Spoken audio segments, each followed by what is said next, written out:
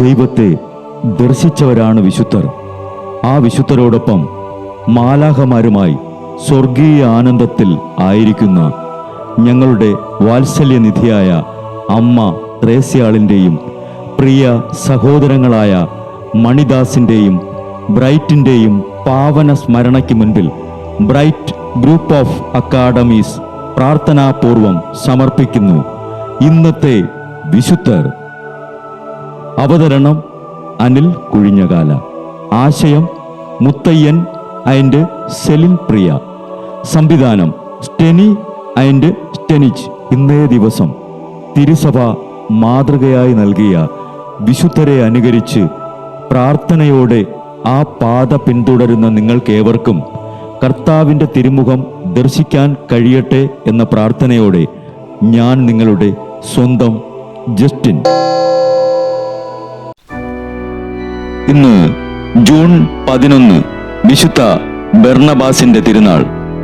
പരിശുദ്ധാത്മാവിനെ സ്വീകരിച്ച ശേഷം അപ്പോസ്തലന്മാർ ആവേശപൂർവം ഈശോയുടെ പുനരുത്ഥാനത്തിന് സാക്ഷ്യം വഹിച്ചുകൊണ്ടിരുന്നു.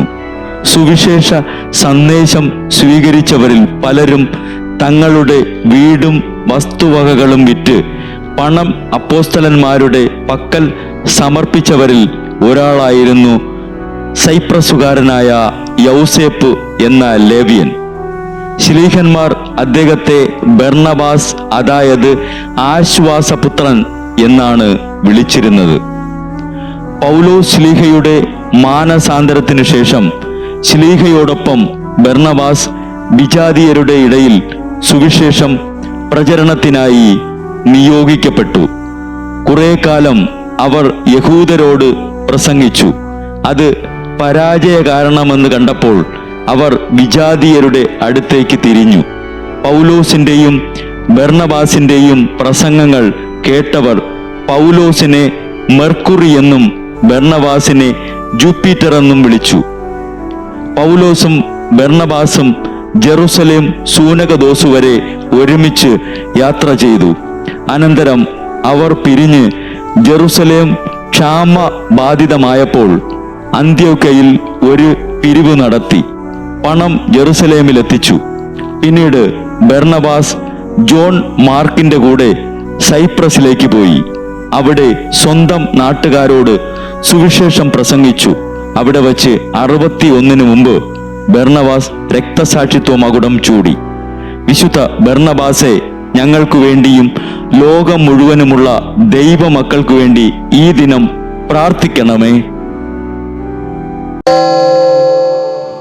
ബ്രൈറ്റ് കുടുംബത്തിൽ നിന്നും കർത്താവ് തൻ്റെ മുന്തിരിത്തോപ്പിലേക്ക് വിളിച്ച് പൗരോഹിത്യം നൽകി അനുഗ്രഹിച്ച റവറൻ ഫാദർ ബിൽ ബ്രൈറ്റും സന്യാസത്തിലേക്ക് വിളിച്ച് അനുഗ്രഹിച്ച് മണവാട്ടിയാക്കിയ സിസ്റ്റർ മരിയ ജോസും വിശുദ്ധരെ അനുകരിച്ച് ഇവിടെ ഈ ഭൂമിയിൽ ആത്മാക്കളെ നേടാനായി ഇരുൾ വീണ താഴ്വരയിലൂടെ നടക്കുമ്പോഴും പൈശാചിക ശക്തികൾ വിടാതെ പിന്തുടർന്ന് പീഡിപ്പിക്കുമ്പോഴും മരണം നിഴലായി കൂടെ നടക്കുമ്പോഴും ദിവ്യകാരുണ്യം എപ്പോഴും ആത്മാവിന് കരുത്തേകും പോലെ തിരുവചനമെന്നും പാതയിൽ വിളക്കായി ജ്വലിച്ച് ആ ജ്വാലയിൽ അനേകായിരം ആത്മാക്കളെ നേടിയെടുക്കാൻ സകല വിശുദ്ധരെ, മാലാഖമാരെ, ഇവർക്കു വേണ്ടി എപ്പോഴും കർത്താവിനോട് മാധ്യസ്ഥം വഹിച്ച് പ്രാർത്ഥിക്കണമേ.